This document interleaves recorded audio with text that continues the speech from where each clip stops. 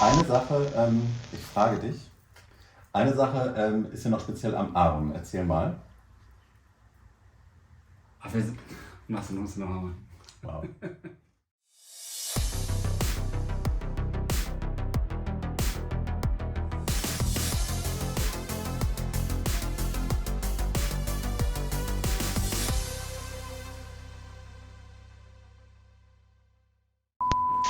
Willkommen zurück bei Behind the Scenes mit moi und mal wieder der Frau Wildemann. Hallo. Sehr schön. Heute haben wir eine aufregende Folge, denn bei diesem Look gibt es eine lange Vorgeschichte.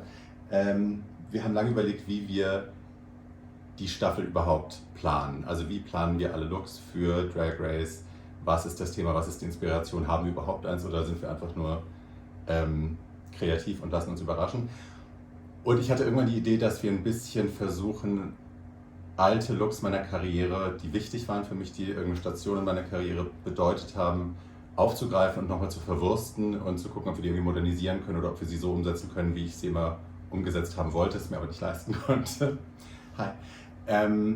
Und wir haben eigentlich gedacht, dass das der erste Look wird, dass wir mit dem die Show beginnen, weil das quasi die erste Station meiner Karriere war. Meine erste Inkarnation als Fully Realized Drag Queen war in Köln 1998 und damals waren meine größten Idole ästhetisch. Nina Hagen war ganz vorne mit bei, natürlich Marilyn Manson zu der Zeit, I know she's cancelled, aber war halt damals meine Inspiration.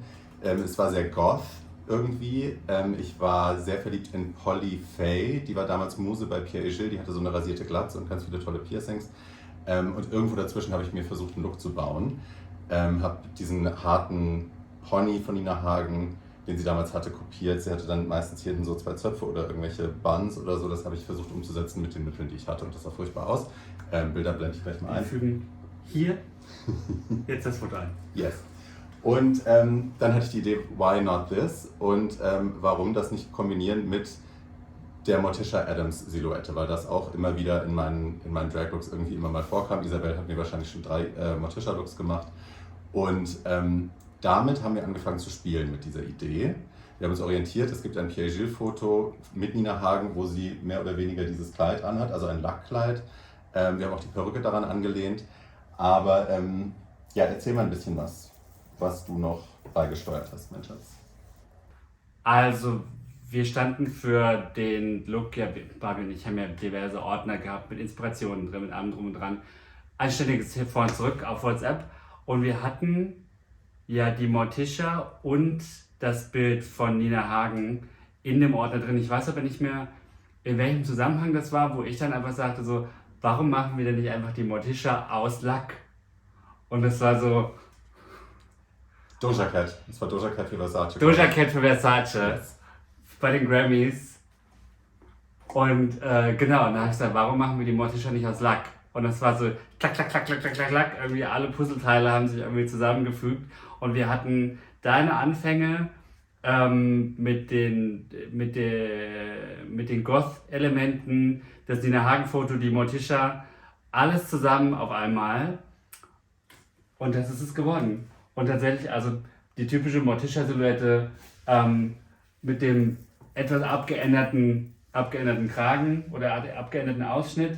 Und ich wollte unbedingt ich wollte Black on Black on Black on Black. Schwarzer, schwarzer, schwarz. Für meine Mama. Maike. Und ich habe dann einfach gedacht, warum fehlen wir nicht wahnsinnig viele schwarze Kristallperlen auf? Weil Morticia hat ja immer diese Spitze an ihren Ärmeln, immer diese langgezogene, auslaufende Spitze. Und ich habe gesagt, ich will aber keine Spitze. Ich will irgendwas anderes. Gerade was in der Kamera auf der Mainstage von Drag Race noch so ein bisschen Textur und Dimensionen alles gibt. Und da habe ich mir gedacht, so, wir machen das alles mit Steinchen. Und deswegen haben wir da also einen Tag lang, Steinchen aufgefädelt, angenäht und hier oben noch so ein paar. Und ich finde, das hat einen ganz guten Effekt gemacht. War okay. Das war ein Mega-Effekt. Das Abgefahrene ist, und da habe ich immer das Gefühl, wenn man eine Synergie entwickelt, wenn sich kreative Geister gegenseitig befruchten, dass sie irgendwann anfangen, in derselben Blase zusammenzudenken. Das war das Abgefahrene, weil als Kevin zu Hause saß und sich gedacht hat, warum macht man das nicht aus Perlen, saß ich glaube am selben Abend oder einen Abend, also kurz davor oder kurz danach, hatten wir beide denselben Gedanken. Ich habe das hier aufgezeichnet, er hat es zu Hause aufgezeichnet. Und als wir dann das erstmal drüber gesprochen haben, war dann so, ich auch, ich hatte dieselbe Idee. Also ja, amazing. Wie viel Arbeit steckt hier drin? Was meinst du, wie viele Stunden? Ich meine, das ist ein Tag, sagst du? Das ist ein ganzer Tag, aber auch wieder mit Hilfe von Mama Wildemann. Yes. Das sind schon so 3 Tage. 3 Tage nur nähen und Perlenfädeln. Da ist jetzt Schnittmuster und sowas nicht mit drin. Was vielleicht noch interessant ist für die Leute da draußen, Barbie hatte normalerweise so ein typisches Korsett drunter mit einer Korsettschließe hier vorne. Aber bei dem Kleid haben wir extra eine zweite Corsage genäht, Weil man alles sofort durchsieht, wie ihr seht. die diese Metallschließen vorne nicht hat, damit sich die Metallschließen nicht durch den Lack vorne durchdrücken. Ist es nicht so easy, rein und rauszukommen, weil man hat halt wirklich nur hinten die Schnürung. Also wenn du mal wirklich schnell da raus möchtest, geht nicht. No. Aber das musste sein, weil bei so einem Kleid geht nicht, wenn du hier vorne die Metalldinger sich durchdrücken. Und gerade mit dem Showlicht auf dem Laufsteg. Also ja, ganz viele kleine Details, die tatsächlich so einen Look zu dem machen, was er ist. Und ich sage immer so, die größte oder das Wichtigste an einem gut sitzenden Kleid ist die Foundation. Es sind der Unterbau, alles was im Kleid steckt, alles was drunter angezogen ist. Weil wenn das sitzt, was man gar nicht sieht, weil wenn das sitzt oder wenn das alles so sein soll, wie es soll, dann zieht man das Kleid einfach nur noch drüber. Fertig. Also als wäre das so einfach, ne, bei der Drag Queen wie mir, das Kleid einfach nur drüber zu ziehen, da müssen auch 2 Leute mitarbeiten und halten und ziehen. Aber hey, eine Sache ist ja speziell am Arm. Erzähl uns mal davon. Ja, abgesehen von den Perlen. Wir haben die Angst gehabt, dass das hinter dem Tisch mit den ganzen Perlen ein bisschen kompliziert wird, was den Ton, Wenn der die was ganze Zeit das Mikrofon und sowas angeht. Und deswegen haben wir quasi Handschuhe gemacht, also oder Armstulpen, die quasi aus dem gleichen Lack sind. Geht natürlich jetzt nicht ab. Also, war noch festgesteckt. Wow. Profi. Und das sind quasi separate Teile, aber wenn Barbie das zusammen anhat, sieht das halt aus, als ob das ein kompletter Ärmel ist. Und wir hatten auch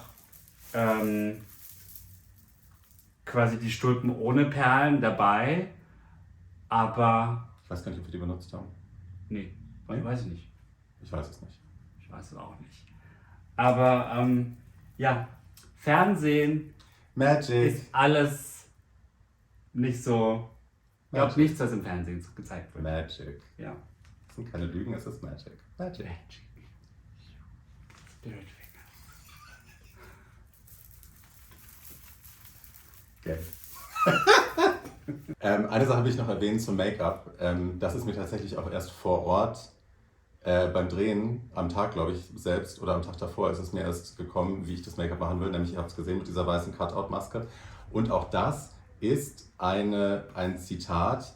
Es gab von Topolino. Topolino war ein Make-up-Artist, der in den, ich sage mal, späten 80ern, frühen 90ern irrsinnig erfolgreich war und tonangebend war. Also Kevin Aucoin war so der Beauty-Typ, der halt die riesen Umgestaltung gemacht hat und Topolino war so ein bisschen der weirdere, more artistic. Und der hat ein Buch, ich finde es nicht mehr, ich weiß nicht, wem ich es geliehen habe, aber es gab ein Buch, es gab ein Bildband, klein, Topolino Make-up. Und da gibt es ein Bild, ich glaube, von Mondino, auch mit Nina Hagen, wo sie hat ein bisschen längere Haare und die hat mit so einem Rasierer einfach nur so reingesimmt. Und also sie hat überall so Cuts und es ist auf unterschiedlichen Längen und das Haar ist so runter und sie hat auch so ein weißes Gesicht mit so einem schwarzen übertriebenen Mund und mit so einem Pierrot-Eyeliner. Und die Inspiration wollte ich dann auch noch damit reinziehen. Also es ist ein wilder Mix aus Zitaten und ich habe so einen Softspot in meinem Herzen für Kreise, die sich schließen, für Dinge, die Full Circle passieren. Und das fühlte sich in dem Moment, als wir die Idee hatten, als dann klar war, okay, es wird die Morticia, aber aus Lack und das ist die Nina Hagen-Inspo und so. Und dann hatte ich das Gefühl, alles fügt sich zusammen, alles kommt zusammen und deswegen haben wir auch gedacht, es wird der Eröffnungslook. Aber ich wollte damit was starten, was schöner ist. Gefälliger, schöner ist. Ich wollte mich erst als pretty etablieren, bevor ich anfange, die Leute zu schocken. Und ich wusste das auch nicht. Also das Gesicht habe ich erst am Tag der Aufzeichnung das erste Mal gesehen, weil das war nicht geplant vorher. Wir wussten nicht, wie das vorher alles. Also von daher, surprise, surprise. Ja. Aber ein sehr toller Look, auf den ich sehr, sehr stolz bin. Und auf uns und auf dich sowieso. Tschüss.